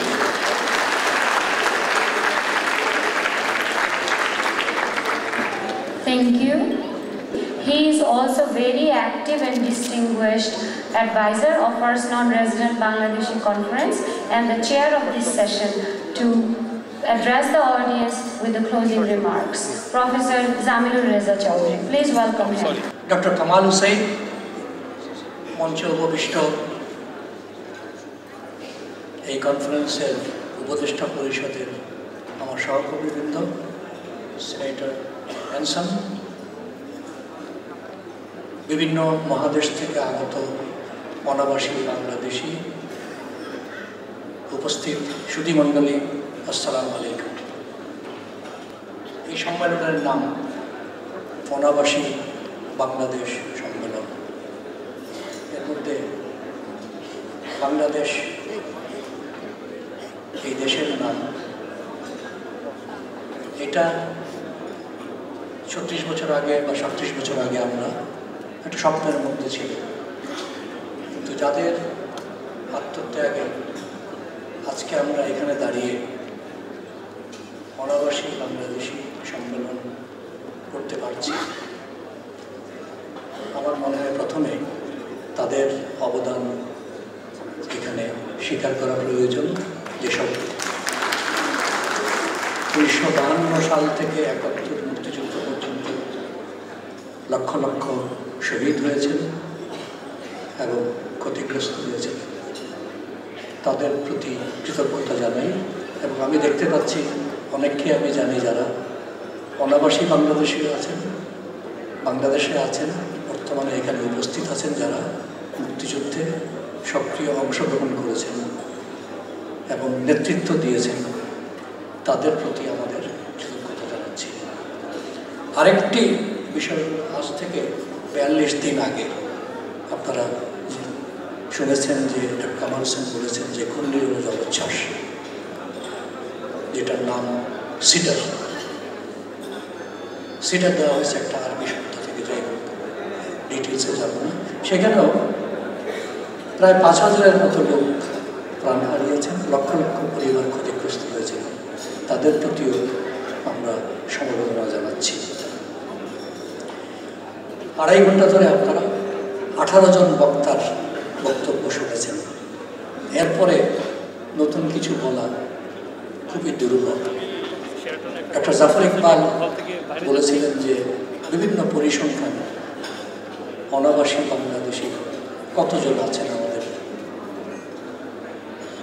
রেঞ্জ খুব ওয়াইড, মানে 15-20 লক্ষ থেকে শুরু করে 60-70 লক্ষ। বাট আমার কাছে মনে হয় 40 লক্ষ একটা বিশ্বাসযোগ্য ফিগার। এটাই যদি আমরা ধরি, তারপরেও দেখা যায় প্রায় 2.5% আমাদের জনসংখ্যার। অন্যান্য দেশের তুলনায় শতকরা হিসাবে এটা বেশি। ভারতের প্রায় 2.5 কোটি আছে এনআরআই, সেই তুলনায় যদি আমরা শতকরা হিসাব করি, বাংলাদেশের অনাবাসী বাংলাদেশিদের সংখ্যা কিন্তু বেশি শতকরা হিসাবে। আর যেটা ইউকে থেকে প্রতিনিধি বলে গেলেন, এখানে বলে রাখি একটা খুব ইন্টারেস্টিং বই আছে, যেটা আপনাদের হয়তো অনেকেরই হয়তো ইন্টারেস্ট হতে পারে। বইটার নাম হলো প্রবাসীর কথা, 850 পৃষ্ঠার একটা বই। এক ভদ্রলোক মোটামুটি ট্রেস করেছে যে আমাদের এই অঞ্চল থেকে কীভাবে প্রথমে বিদেশে গেল। তবে মেইন যেটা আমি পড়ে বুঝলাম যে ওয়েভ শুরু হয় দ্বিতীয় মহাযুদ্ধের পরে। অনেকে জাহাজে কাজ করতে করতে গিয়ে মার্কিন ইংল্যান্ডে বিশেষ করে থেকে যান।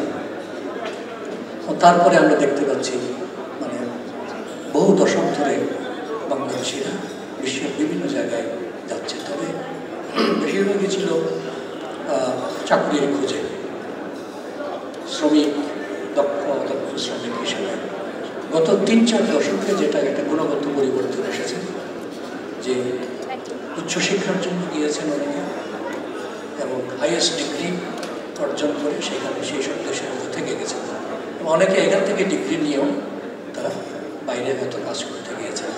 এই ধরনের সংখ্যা দিন দিন বাড়ছে। এই একটা গুণগত পরিবর্তন যেটা আমাদের অনুধাবন করতে হবে, যেটা আগে হয়তো এই সিচুয়েশন ছিল না। আরেকটা হলো যে এখন অনেক বাংলাদেশি বিভিন্ন পেশায় শীর্ষস্থান অবস্থানে করছে, শুধুমাত্র ওই দেশের প্রেক্ষিতে না, বিশ্ব প্রেক্ষিতেও তারা শীর্ষস্থানে আছেন। সুতরাং বাংলাদেশিরা এখন অনেক বেশি ভিজিবল। এই একটা নতুন গত কয়েক বছরের আমি বলবো যে ডেভেলপমেন্ট। তো এখানে ব্রেইন ড্রেনের কথা অনেকে বলে গেছেন। আজ থেকে প্রায় 5-6 বছর আগে ইউএনডিপি আপনারা জানেন যে প্রত্যেক বছর একটা প্রতিবেদন প্রকাশ করে, যেটার নাম হলো হিউম্যান ডেভেলপমেন্ট রিপোর্ট। সেটার থিমই ছিল impact of brain drain on economies of developing countries. তো এটা নিয়ে প্রচুর গবেষণা হয়েছে যে উন্নত দেশ থেকে যে মেধাবী পেশাজীবীরা চলে যাচ্ছেন তার ইকোনমিক ইম্প্যাক্ট কী। তো এটার আবার উত্তরে ভারতের একজন বক্তা এখানেই বলে গেছিলেন একটা সেমিনারে, যে তারা বলেছিলেন যে it is better to have brain drain than to have brain in the drain. এটা মানে আমাদেরই হয়তো একটা দুর্বলতা যে এইসব মেধাকে আমরা কাজে লাগাতে পারিনি।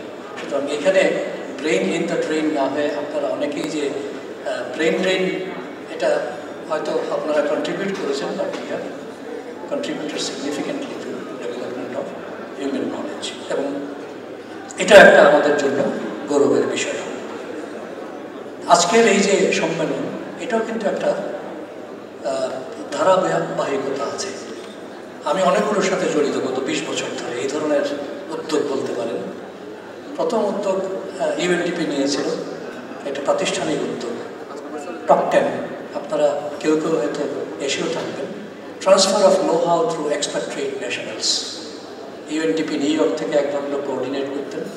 এটার উদ্দেশ্যই ছিল ডেভেলপিং কান্ট্রি থেকে যারা চলে গেছেন ডেভেলপ কান্ট্রিতে, সেই সব এক্সপাট্রিয়েট ন্যাশনালদের কীভাবে দেশে কাজে লাগানো যায়। বাংলাদেশি বেশ কয়েকজন এসে তাদের যা লেটেস্ট নলেজ সেটা আমাদের সাথে শেয়ার করে গেছেন, কিন্তু খুব একটা সাকসেসফুল হয়নি। গত কয়েক বছরে, গত এক দশকে অনেকগুলো ইনিশিয়েটিভ নেওয়া হয়েছে। আপনারা অনেকে হয়তো জানেন যে টেক ট্রান্সফার, যদিও এটা ফোকাস ছিল অন টেকনোলজি, এটাও 3টা হয়েছে। আটলান্টিক সিটি নিউ জার্সিতে, যেখানে একটা Yunus for the keynote speaker 2000 সালে, 2000 ডিসেম্বরে বুয়েটে আমরা করেছিলাম টেক ট্রান্সফার, 2002-তে এই সোনারগাঁও হোটেলে হয়েছে। এবং সরকার কিন্তু অনেক সহায়তা দিয়েছিল। যারা উদ্যোক্তা ছিলেন, টেক বাংলা বলে একটা প্রতিষ্ঠান, তাদেরকে কামরুল ইসলাম সিদ্দিকী সাহেব তখন সচিব ছিলেন, একটা বাড়িও দেওয়া হয়েছিল যে আপনারা এখানে একটা অফিস করেন, যাতে অনাবাসী বাংলাদেশিদের সাথে আমাদের সরকারের যোগাযোগটা আরও দৃঢ়ভাবে আরও স্থাপিত হয়। তবে নানা কারণে এগুলো খুব সাকসেসফুল হয়নি। আমি নিজে যেমন একটা আইসিটি সম্মেলন বেশ বড়, এরকমই বোধহয় ছিল বাংলাদেশি সান্টা ক্লারাতে, নাম ছিল SBIT 2000, নভেম্বরের 12 তারিখ সান্টা ক্লারাতে হয়েছিল। এবং একটা বিরাট সম্মেলন। উদ্দেশ্য ছিল আইসিটি ক্ষেত্রে বাংলাদেশিরা, অনাবাসী বাংলাদেশি, বিশেষ করে মার্কিন যুক্তরাষ্ট্রে যারা আছেন, কীভাবে কন্ট্রিবিউট করতে পারেন, তার লিখিত সুপারিশমালাও কিন্তু সরকারের কাছে পেশ করা হয়েছে। তো আমি যেটা বলতে চাচ্ছি যে এটা গত এক দশকে বিশেষ করে অনেক প্রচেষ্টা নেওয়া হয়েছে। এই সম্মেলনের একটা বিশেষত্ব হলো এখানে বিভিন্ন ডিসিপ্লিনের বিশেষজ্ঞরা আছেন। আগে ছিল overall technology focus, ICT focus, এখানে আমরা বিভিন্ন ক্ষেত্রে বিশেষজ্ঞদের দেখতে পাচ্ছি। তো আমি আশা করব যে আমাদের সম্মিলিত প্রচেষ্টায় যে উদ্দেশ্য নিয়ে, যে আমি বলবো যে লার্জ ইন্টেলেকচুয়াল রিসোর্সেস, যেটা এখন NRBs, NRB এই টার্মটা আবার অনেকে পছন্দ করেন না, ইট ইস বিং রিপ্লেসড, আপনি জানেন, বাই PBOs। তো PBOতে একটা হলো পার্সনস অফ বাংলাদেশি অরিজিন, আর বাংলা করলে হয়তো প্রবাসী বাংলাদেশি, মোটামুটি 2 অক্ষর একই কমন থাকে। সো প্রবাসী বাংলাদেশি যারা আছেন তাদের যে মেধা দেশের উন্নয়নে কাজে লাগানোর প্রচেষ্টা। তো এখানে NRBs অনেকে বলে গেলেন যে সরকারের উদ্দেশ্যে কিছু কথা বলেছেন। আমি খুঁজে দেখলাম যে সরকারের যারা বর্তমানে নীতি নির্ধারণে আছেন বা বাস্তবায়নে আছেন, তাদের মধ্যে কেউই নাই বলে আমি জানি না, ভুল হতে পারে, বাট আমরা বাইরে থেকে সরকারকে বলতে পারি যারা ছিলেন খুব গুরুত্বপূর্ণ পদে তারা অবসর নিয়েছেন। তবে আমাদের পরশুদিন আসার কথা, মাননীয় প্রধান উপদেষ্টা উপস্থিত থাকার কথা, তার সামনে যদি নির্দিষ্ট সুপারিশমালা পেশ করা হয় যে কীভাবে আপনারা এই উদ্যোগকে কাজে লাগাতে চান, এগিয়ে নিতে চান। একটা জিনিস যে 2টা দেশ খুব ভালোভাবে কাজে লাগাচ্ছে, 3টা দেশ আমার জানা মতে। ইন্ডিয়াতে they have formed a separate ministry NRI অ্যাফেয়ার্সের জন্য, উইথ স্টেট মিনিস্টার। তার ফুল টাইম দায়িত্বই হলো NRIদের সাথে যোগাযোগ কীভাবে আরও সুদৃঢ় করা যায়, তাদের কাজে লাগানো যায় এই ইন্ডিয়ার উন্নয়নের জন্য। একইভাবে চাইনিজরাও করেছে, ওভারসিজ চাইনিজ বলে, কোরিয়ানরা করেছে, অন্যান্য দেশে থাকতে ফিলিপিনোরা করছে। আমাদের সেইরকম সরকারের প্রাতিষ্ঠানিক উদ্যোগ এখনো হয় নাই। এই একটা সুপারিশ যদি সরকারের কাছে পেশ করা হয়, আমার মনে হয় যে এটা একটা উল্লেখযোগ্য অগ্রগতি হবে।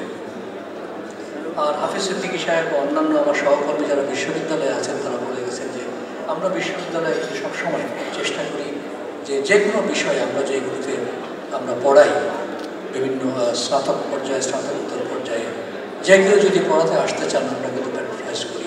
শর্ট কোর্স, 1 সেমেস্টার, 1 একাডেমিক ইয়ার, এবং একটা লাভ হয়েছে যারা শর্ট কোর্স পড়াতে এসে তারপরে 1 সেমেস্টার পড়িয়ে ভালো লেগে গেছে তারা চলেই এসেছে। become RPs now, from NRPs to NRPs. আরেকটা তথ্য দিয়ে রাখি যে এখানে যে প্রাইভেট ইউনিভার্সিটিগুলোর যে বেতন আমরা যারা আছি এই বিভিন্ন বিশ্ববিদ্যালয়ে পারচেসিং পাওয়ার প্যারিটিতে কিন্তু এটা উত্তর আমেরিকার থেকে কম না।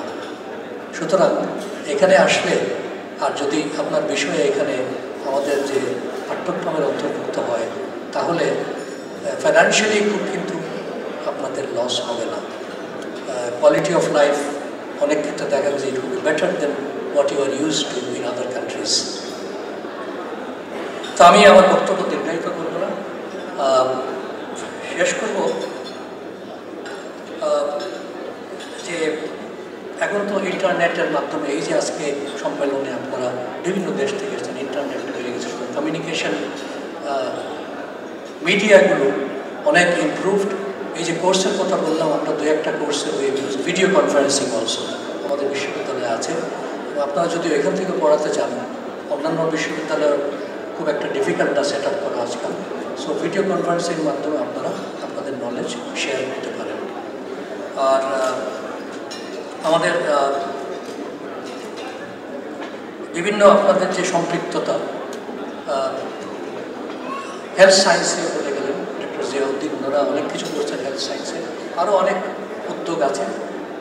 আগে যেটা ছিল শুধুমাত্র টাকা পাঠানোর মধ্যে সীমাবদ্ধ রেমিটেন্স, এখন অনেকে ইনভেস্টমেন্ট করছেন এবং সবচেয়ে বেশি আসছে ইউনাইটেড কিংডম থেকে বলে গেলেন।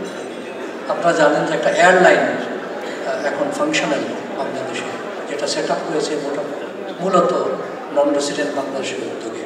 সো বিনিয়োগ বোর্ডও কিন্তু চেষ্টা করছে কীভাবে অনাবাসী বাংলাদেশিদের বিনিয়োগটা কাজে লাগানো যায়, যেটা আগে ছিল শুধুমাত্র দেখা যেত জমি ক্রয়ে বা বাড়ি নির্মাণে বা অবকাঠামো, এখন শিল্পক্ষেত্রে কীভাবে বিনিয়োগ করা যায়। তো আমার কোনো একটা সেশনে মনে হলো যে বিনিয়োগ বোর্ড চেয়ারম্যান থাকবে, আপনারা সেই সেশনে তুলে ধরতে পারেন যে কীভাবে আপনারা কী কী চান। আমার যে অভিজ্ঞতা তাতে মনে হয় যদি আপনি সুনির্দিষ্টভাবে যদি প্রস্তাব দিতে পারেন সরকারের কাছে, তাহলে এটা গ্রহণযোগ্য হওয়ার সম্ভাবনা বেশি। তো আমার অনুরোধ থাকবে এই সম্মেলনে যে সুপারিশমালা, যে সুনির্দিষ্ট কিছু সুপারিশমালা বেরিয়ে আসবে, সেটা নিয়ে আমরা এগিয়ে যেতে পারবো, যাতে সরকার নীতি নির্ধারণ থেকে একদম মাইক্রো লেভেল সলিউশন পর্যন্ত আপনাদের সহায়তা নিতে পারে। আপনাদের সকলকে ধন্যবাদ। আপনারা প্রায় 2.5 ঘন্টার উপরে বক্তব্য শুনছেন, হাজার হাজার মাইল দূর থেকে এসেছেন, আপনাদের সকলকে আবার ধন্যবাদ।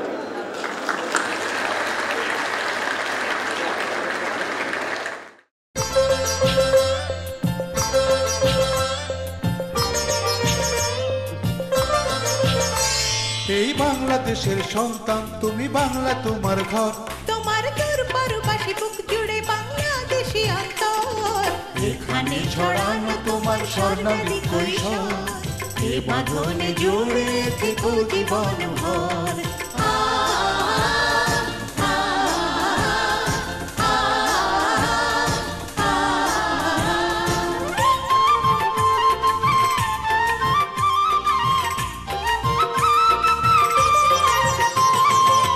মাটির ধুলি কণা গায়ে মেখেছো, এই মাটিতে দাঁড়িয়ে আকাশ দেখেছো, এই মাটির আলো বাতাসে বেড়ে উঠেছো, এই বাগানে কলি ছিলে আজ ফুটেছো, সুরভিত করেছো এই বিশ্ব চরাচর, সুরভিত করেছো এই বিশ্ব চরাচর, এ বাঁধনে জুড়ে থেকো জীবন ভর।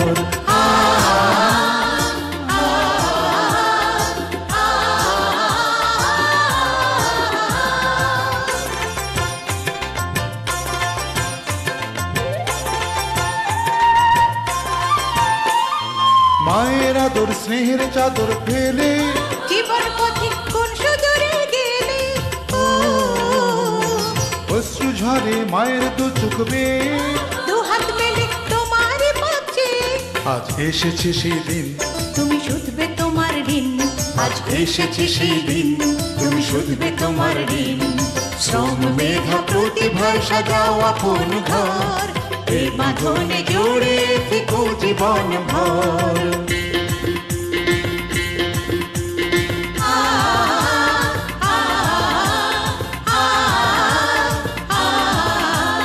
গানের আলো জ্বালতে ঘরে এই পৃথিবীর গান সাগরে মিশো মিশো মিশো বিজ্ঞানে আর প্রযুক্তিতে দেশকে তোমার এগিয়ে নিতে এসো এসো এসো আধার কেটে আনতে আলো প্রাণটা ভরে দেশকে ভালোবেসো বিশ্ব জুড়ে যাও ছড়িয়ে মুক্ত মানিক ধন কুড়িয়ে আনো আনো আনো দারিদ্র দুর্যোগ ঠেকাতে অর্থনীতির বৈঠা হাতে টানো টানো টানো ডাকছে তোমায় মাতৃভূমি তোমার মায়ের দুঃখ তুমি জানো আর নেই পিছুটার ভয় আর নেই দ্বিধা সংশয় এই বিশ্বটাকে দাও জানিয়ে তোমার পরিচয় আজ নাও দৃঢ় প্রত্যয় এই বিশ্ব করো জয় লাল সবুজের এই পতাকা উড়াও জগৎময় দেশকে ভালোবেসো প্রতিটি প্রহর দেশকে ভালোবেসো প্রতিটি প্রহর এই বাঁধনে জড়িয়ে থেকো জীবন ভর এই বাংলাদেশের সন্তান তুমি বাংলা তোমার ঘর তোমার দূর পরবাসী বুক জুড়ে বাংলাদেশি অন্তর এখানে ছড়ানো তোমার স্বর্ণালী কৈশোর এ বাঁধনে জোড়ে থেকো জীবন ভর এ বাঁধনে জোড়ে থেকো জীবন ভর এ বাঁধনে জোড়ে থেকো জীবন